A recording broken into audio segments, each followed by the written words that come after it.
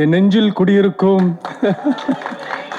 Vijayan sorry நம்ம மாண்புமிகு தமிழக முதலமைச்சர் விஜய் அண்ணனோட சாயல் இருந்தது அப்படின்ட்டு. அதுக்கு காரணம் என்னன்னா, நான் படத்தில் வந்து அவரோட ஃபேன். என் நெஞ்சில் குடியிருக்கும் ரொம்ப நாள் ஆசை இந்த மாதிரி ஸ்டேஜில் சொல்லணுன்ட்டு. ஸோ இங்கே வந்திருக்க அனைத்து பெரியவர்களுக்கும், மீடியா நண்பர்கள், பத்திரிகை நண்பர்கள், ஃப்ரெண்ட்ஸ், ஃபேமிலி, அப்புறம் நம்ம celebrities, Murugadoss sir, Sasi sir, Snehan sir, அப்புறம் என்னோட fight master, editor, music director and cameraman sir, எல்லாருக்குமே ரொம்ப தேங்க்ஸ். ஏன்னா எல்லாருக்குமே இப்போ வந்து பிஸியாக எல்லாருக்குமே ஒர்க் இருக்கும். ஸோ அதெல்லாம் விட்டுட்டு சரி இவங்க கூப்பிட்றாங்களே, சரி போய் பார்ப்போன்னு ஒரு அன்போடு இங்கே வந்திருக்க எல்லாருக்குமே ரொம்ப ரொம்ப நன்றி. அது இந்த டைமை நீங்கள் ஸ்பெண்ட் பண்ணுறது வந்து நான் ரொம்ப ப்ரீஷியஸாக பார்க்குறேன். உண்மையிலே இது ரொம்ப சீரியஸாக ரொம்ப ரொம்ப தேங்க்ஸ். தேங்க்யூ ஸோ மச் இங்கே வந்ததுக்கு. இப்போ இவ்வளோ கேட்டதில் நம்ம என்ன பேசணும், இப்போ நம்ம எந்த ஃபங்க்ஷனில் இருக்குன்னே மறந்துட்டேன் நான். ஸோ எனக்கு ஆக்சுவலி வந்து ஜென்ரலாக உங்களுக்கு எந்த டைரக்டர் ரொம்ப பிடிக்கும் அப்படின்னு என் ஃப்ரெண்ட்ஸ் சர்க்கிளில், ஃபேமிலிஸ் எல்லாம் அப்பப்போ கேட்பாங்க. நான் எப்போவுமே சொல்கிற ஒரே பேர் வந்து ஏஆர் முருகதாஸ். எப்போவுமே நான் சொல்லுவேன். கொஞ்ச நாள் போக போக அவங்க என்ன பண்ணாங்கன்னா, சரி வேறு ஏதாச்சும் இவன் பதில் சொல்கிறான்னா பார்க்கலாம்னு சொல்லிட்டு ஆப்ஷன் தரும் அப்படின்னு சொல்லிட்டு, Mani Ratnam sir, Shankar sir, AR Murugadoss sir, யார் உனக்கு பிடிக்கும் அப்படின்னு கேட்டால், அப்பயும் நான் ஏஆர் முருகதாஸ் சார் தான் பிடிக்கும் அப்படின்னு சொல்லுவேன்.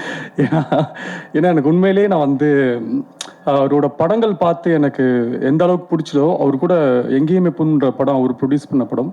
ஸோ அந்த படத்தில் நடிக்கும் போது அவரோட கேரக்டர் அந்த பிஹேவியர்ஸ்லாம் பார்த்து நிறைய நான் ஃபாலோ பண்ண ஆரம்பிச்சிட்டேன் அவருக்கே தெரியாமல். ரொம்ப ஸ்வீட், ஒரு விஷயத்த வந்து கரெக்டாக புரிகிற மாதிரி சொல்லுவார். ஸோ என்கிட்டயும் அப்படி ஒன்று சொன்னார். இன்றைக்கி வரைக்கும் நான் ஃபாலோ பண்ணிகிட்ருக்கேன். ரொம்ப ஸ்வீட்டாக வந்து படம் ஃபஸ்ட்டு எங்கேயுமே போதும் ஃபஸ்ட் டே ஷூட்டிங்கில் மார்னிங் ஒரு 7 o'clock வந்துட்டு ஸ்டார்ட் பண்ண போகிறோன்னு சார் வந்திருந்தார். அப்புறம் என்கிட்ட வந்து உங்ககிட்ட ஒரு ஒரு சின்ன ரிக்வஸ்ட் அப்படின்னாரு. சார் சொல்லுங்கள் சார் அப்படின்னா, நீங்கள் வந்து ஷூட்டிங் டைமில் மட்டும் கொஞ்சம் ஏர்லியராக தூங்கிடுங்க. ஏன்னா நீங்கள் லேட்டாக தூங்குனீங்கன்னா அதுக்கப்புறம் அது ஒரு டார்க் சர்க்கிள்ஸ் வரும். நீங்கள் அதை ஹைட் பண்ணுறதுக்கு ஒரு மேக்கப் போடுவீங்க. அந்த மேக்கப்பை பேலன்ஸ் பண்ணுறதுக்கு கேமராமேன் சார் வந்து லைட்ஸ்லாம் செட் பண்ணணும். ஸோ அது அப்படின்னு எல்லாமே மாறும். ஸோ உங்களோட ஒரு சின்ன தூக்கம் வந்து பின்னாடி உங்களோட வேலைகள் இவ்வளோ பாதிக்கும் அப்படின்னு சொன்னது எனக்கு அவ்வளோ புரிஞ்சுது. சார் நான் ஜென்ரலாகவே சீக்கிரம் தூங்கிடுவேன் சார், பட் இன்னிலேருந்து நான் சீக்கிரம் தூங்கிறேன் சார் அப்படின்ட்டு. ஷூட்டிங்லாம் இப்போ கூட ஷூட்டிங் எனக்கு நாளைக்கு மார்னிங் ஷூட்டிங்னா அந்த 10:30க்கு எனக்கு முருகதாஸ் சார் ஞாபகம் வந்துடுவார். நல்லவேளை எனக்கு கல்யாணம் ஆகலை சார், இல்லைன்னா என் ஒய்ஃப் கிட்ட சொல்லிட்டு சார் தூங்க சொல்லியிருக்காரு, நான் படுக்கிறேன் பாய். ஸோ இப்போ வரைக்கும் நான் அதை ஃபாலோ பண்ணிட்டு இருக்கேன். அது எனக்கு வந்து ரொம்ப ஹெல்ப்ஃபுல்லாகவே இருக்குது சார். அந்த பழக்கமே வந்து அந்த ஏர்லி ஸ்லீப் அப்படின்ற பழக்கம் நமக்குள்ளே இருக்கும்போது அது 100% மார்னிங் வந்து ஏர்லியராக வேக்கப் பண்ணி ஆகணும். ஸோ அது ரொம்ப பெரிய விஷயம். அது ஃபாலோ பண்ணும்போது அது எல்லாருக்குமே தெரியும். ஸோ அதுக்காக ரொம்ப ரொம்ப தேங்க்ஸ் சார். ஆண்ட்ராய் வராமல் பார்த்துக்கிறேன் சார். அப்புறம் இந்த படத்தில் வந்து மியூசிக் டைரக்டர் வந்து ஃபஸ்ட்டு வேற ஒரு மியூசிக் டைரக்டர் பேசிகிட்டு இருந்தாங்க. அதுக்கப்புறம் டிஸ்கஸ் பண்ணி டைரக்டர் சார் வந்து நம்ம மூக்குத்தி அம்மனோட மியூசிக் டைரக்டர் தான் நம்மளுக்கு அப்படின்னாங்க. ஓகே சூப்பருங்க, வெரி நைஸ் அப்படின்னு சொல்லிட்டு ஃபஸ்ட்டு சாங் கம்போஸ் பண்ணிவிட்டு அந்த சாங் வந்து கேட்டேன் நான். அதோட ஒரு ஃபஸ்ட்டு ப்ளே பண்ண ஒரு 30 செகண்ட்லேயே தெரிஞ்சிச்சு, ஆஹா மாட்டினார் ஒரு நல்ல மியூசிக் டைரக்டர் நம்மக்கிட்ட அப்படின்ட்டு.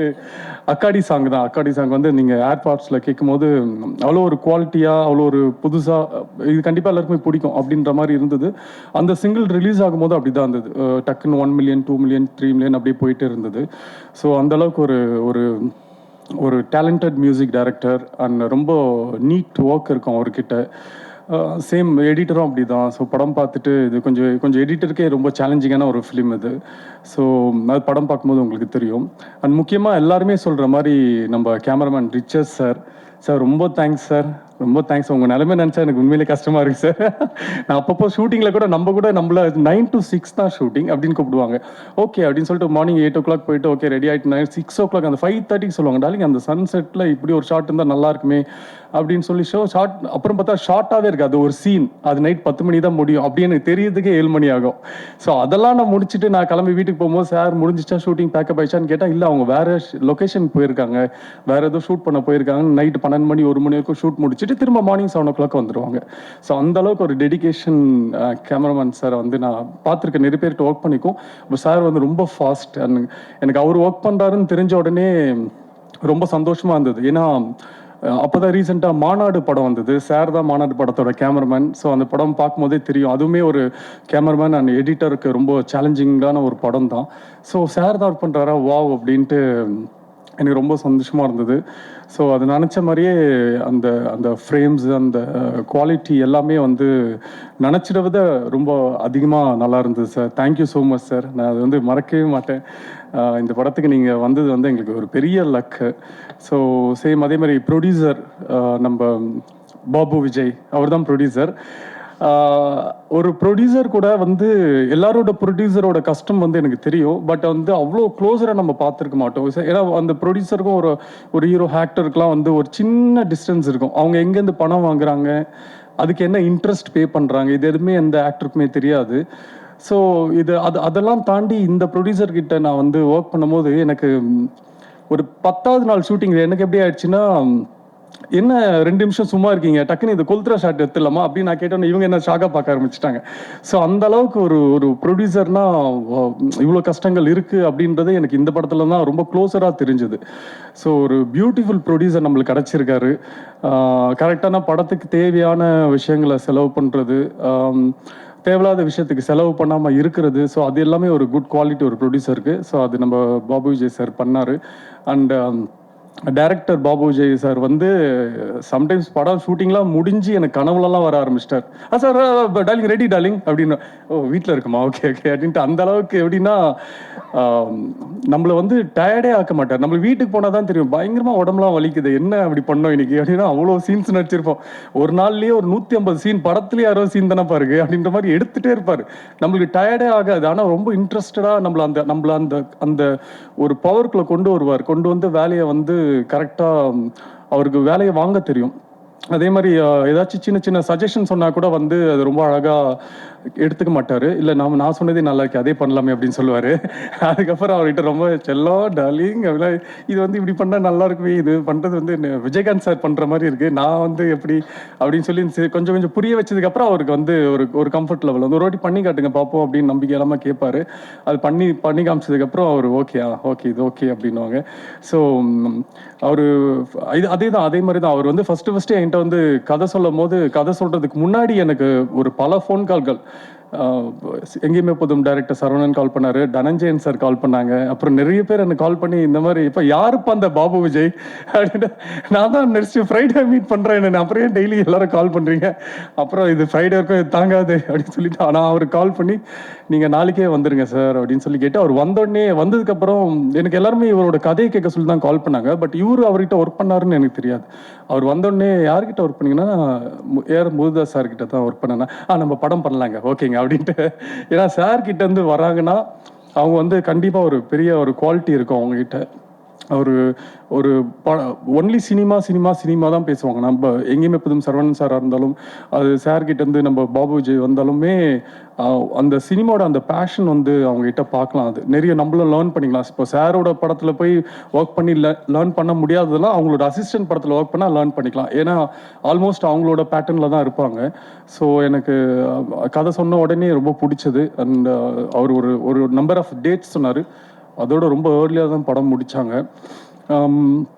படம் வந்து ஒரு ஒரு ஃபர்ஸ்ட் ஹாஃப்லாம் வந்து இப்போ எல்லாரும் சொன்னாங்க படத்தில் நிறைய நம்ம நம்ம மாண்புமிகு தமிழக முதலமைச்சர் விஜய் அண்ணனோட சாயல் இருந்தது அப்படின்ட்டு. அதுக்கு காரணம் என்னென்னா, நான் படத்தில் வந்து அவரோட ஃபேன் ஆக்சுவலி. ஸோ அவரோட ஃபேனாக நான் படத்தில் இருப்பேன். ஸோ அதனால அந்த ஃபர்ஸ்ட் ஹாஃபில் கொஞ்சம் அவரை பேஸ் பண்ண சில சீன்ஸ்லாம் வந்து இருக்கும். அவரை மாதிரியே கொஞ்சம் பாடி லாங்குவேஜ் பண்ணுறது, அவர் மாதிரி டைலாக் பேசுகிறது அதெல்லாம் இருக்கும். பட் செகண்ட் ஹாஃபில் கதைக்குள்ளே போகிற மாதிரி ஒரு இம்பேக்டாக இருக்கிற மாதிரி ஒரு ஸ்க்ரீன் பிளே இருக்கும். பட் இது செகண்ட் ஹாஃபே ஒரு பெரிய ஒரு சேலஞ்சிங், ஒரு ஃபஸ்ட்டு டைரக்டருக்கு ஒரு பெரிய சேலஞ்சிங் ஸ்கிரிப்ட் தான். ஏன்னா இது வந்து லைக் ஒரு எக்ஸ்பெரிமெண்ட் மாதிரி தான். அவர் நினச்சார்னா ஈஸியாக ஒரு கமர்ஷியலாக ஒரு செகண்ட் ஹாஃபில் அது கொண்டு போயிருக்கலாம். பட் அவர் எந்த இடத்துலையுமே அதை விடலை. நான் கூட ஒரு இன்ட்ரோல் பேக்கில் கூட நீங்கள் ட்ரெய்லரில் பார்த்த டைலாக் கூட நான் கேட்டிருந்தேன், இது இன்ட்ரோலில் இருந்தால் நல்லா இருக்குமேன்ட்டு. பட் அதுக்குமே அழகான ரீசன்ஸ்லாம் வச்சுருந்தார். இல்லை இப்படி வந்தால் ஹீரோயிசமாக போகணும் செகண்ட் ஹாஃபில், நம்ம கதை அப்படி பேஸ் பண்ணி இல்லை. ஸோ அப்படின்னு சொல்லி படத்துக்கு என்ன வேணுமோ, ஒரு ஹீரோக்குன்ட்டு ஒரு இம்பார்ட்டன்ஸ் மூவியில் இல்லாமல் அந்த கதைக்குன்னு ஒரு இம்பார்ட்டன்ஸோட ப்ளஸ் ஹீரோவை மாசாக எப்படி காட்டுறதுன்னு அந்த அளவுக்கு ஒரு ஒரு பேக்கேஜாக அவர்கிட்ட இந்த படத்தை எடுத்திருந்தார். ஸோ எல்லாருமே படத்தை வந்து நீங்கள் தேட்டரில் பாருங்கள். நீங்கள் தேட்டரில் பார்த்தீங்கன்னா கண்டிப்பாக என்ஜாய் பண்ணுவீங்கன்ட்டு நான் நம்புகிறேன். அவ்வளோதான்ல. இல்லை, இப்போலாம் எது பேசினாலும் பயமாக இருக்குது. மார்க் பண்ணி. ஸோ ரொம்ப சந்தோஷம். இந்த படம் மாதிரி தான், நம்ம படத்தோட ட்ரைல் மாதிரி தான் சற்றென்று மாறுது வானிலை. நம்ம இங்கேயே இப்போ ஒரு பெரிய வானிலை மாற்றம் வந்திருக்கு. இந்த மாற்றம் வந்து இதுக்கப்புறம் எப்பவுமே மாறாது அப்படின்னு நான் நம்பிக்கையாக இருக்கேன். உங்களுக்குலாம் பிடிச்ச ஒரு கிளைமேட்டாக தான் இனிமேல் இருக்கும் தமிழ்நாடு. ஸோ ரொம்ப தேங்க்ஸ். எல்லாருமே இந்த படத்தை வந்து தேட்டரில் வந்து பாருங்கள். இங்கே வந்த எல்லாருக்குமே ரொம்ப ரொம்ப நன்றி. Thank you so much. தேங்க்யூ. நன்றி.